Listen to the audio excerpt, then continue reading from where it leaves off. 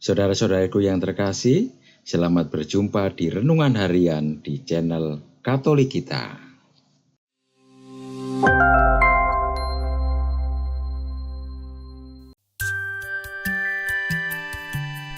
Hari ini, Jumat, 5 Juli 2024, Pekan Biasa ke-13. Bacaan pertama. Bacaan diambil dari Nubuat Amos, bab 8, ayat 4 sampai dengan 6, dilanjutkan ayat 9 sampai dengan 12. Dengarkanlah ini, kalian yang menginjak-injak orang miskin dan yang membinasakan orang sengsara di negeri ini. Kalian yang berpikir, kapan pesta bulan baru berlalu, supaya kita boleh menjual gandum? Kapan hari Sabat berlalu, supaya kita boleh berdagang terigu? Kita akan memperkecil takaran, menaikkan harga, dan menipu dengan neraca palsu. Kita akan membeli orang papa dengan uang, dan membeli orang miskin karena sepasang kasut. Kita akan menjual terigu tua. Pada hari itu akan terjadi, demikianlah sabda Tuhan Allah, Aku akan membuat matahari terbenam di siang hari, dan membuat bumi gelap pada hari cerah. Aku akan mengubah perayaan-perayaanmu menjadi perkabungan, dan segala nyanyianmu menjadi ratapan. Aku akan mengenakan kain kabung pada setiap pinggang, dan menjadikan gundul setiap kepala. Kalian akan berkabung seperti atas kematian anak tunggal, sehingga akhirnya menjadi seperti hari yang pahit pedih. Sesungguhnya, waktunya akan datang. Demikianlah sabda Tuhan Allah. Aku akan mengirimkan kelaparan ke negeri ini. Bukan kelaparan akan makanan, dan bukan kehausan akan air, melainkan kelaparan akan mendengar sabda Tuhan. Mereka akan mengembara dari laut ke laut, dan menjelajah dari utara ke timur, untuk mencari sabda Tuhan, tetapi tidak akan menemukannya. Demikianlah sabda Tuhan. Syukur kepada Allah. Bacaan Injil. Bacaan diambil dari Injil Suci menurut Matius, bab 9, ayat 9 sampai dengan 13.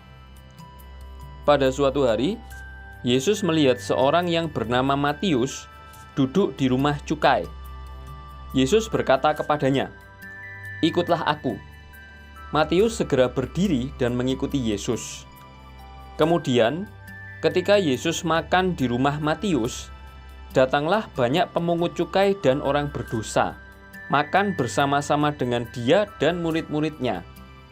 Melihat itu, orang-orang Farisi berkata kepada murid-murid Yesus, "Mengapa gurumu makan bersama-sama dengan pemungut cukai dan orang berdosa?"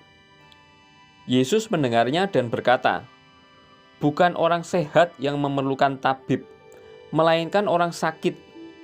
Maka pelajarilah arti sabda ini. Aku menginginkan belas kasihan, bukan persembahan.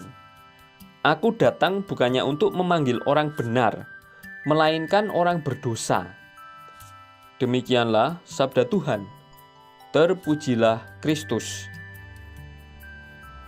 Dalam bacaan 1, Nabi Amos menyampaikan ancaman hukuman bagi semua yang memperlakukan orang kecil secara tidak adil. Tuhan berada pada pihak orang kecil dan lemah. Nabi Amos dengan giat menyuarakan keadilan dan mengecam kesewenang-wenangan. Pada bacaan Injil, Yesus menyampaikan visi dan misinya. Ia datang untuk menyelamatkan orang berdosa. Panggilan kepada Matius, seorang pemungut cukai, menjadi buktinya. Kelembutan kerahiman itu menggetarkan hati Matius untuk menjadi pengikutnya. Aku datang bukannya untuk memanggil orang benar, melainkan orang berdosa. Ia diutus ke dunia untuk membebaskan manusia dari dosa dan kelemahan. Matius, si pemungut cukai, sungguh merasakan kasih Yesus. Karena pekerjaannya itu, ia dicap sebagai pendosa. Tuhan menyapanya secara pribadi dan memanggilnya untuk menjadi salah satu muridnya. Kita pun adalah sasaran cinta Tuhan, karena kita juga tidak luput dari dosa. Maukah kita menyambutnya? berkat bagi semua manusia tanpa kecuali. Paus Fransiskus memberikan izin kepada para imam untuk memberkati sesama jenis sebagai orang yang memohon pertolongan Tuhan, bukan sakramen perkawinan. Bapa Suci mendesak kita untuk tidak kehilangan cinta kasih pastoral yang seharusnya meresapi semua keputusan dan sikap kita, dan untuk menghindari menjadi hakim yang hanya menyangkal, menolak, dan mengucilkan.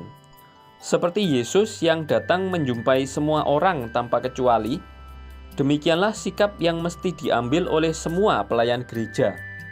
Dengan ini, gereja menunjukkan kebijaksanaan dan perhatian keibuannya yang tak kenal lelah. Gereja menyambut semua orang yang dengan rendah hati datang kepada Allah, menemani mereka dengan bantuan-bantuan rohani yang memampukan setiap orang untuk memahami dan menyadari kehendak Allah sepenuhnya dalam situasi hidup mereka. Sumber: bandingkan Fransiskus, Seruan Apostolik Amoris Laetitia nomor 250. Marilah kita berdoa. Allah Bapa kami di surga, Engkau menuntun kami di setiap jalan yang kami lalui. Semoga sabdamu menjadi terang bagi kami, dan tubuh serta darah putramu membarui hidup kami. Dengan pengantaraan Tuhan kami, Yesus Kristus, yang hidup dan berkuasa kini dan sepanjang masa. Amin. Saudara-saudari yang terkasih, terima kasih atas kebersamaannya dalam renungan harian ini. Kita jumpa lagi di renungan harian berikutnya. Berkah dalam.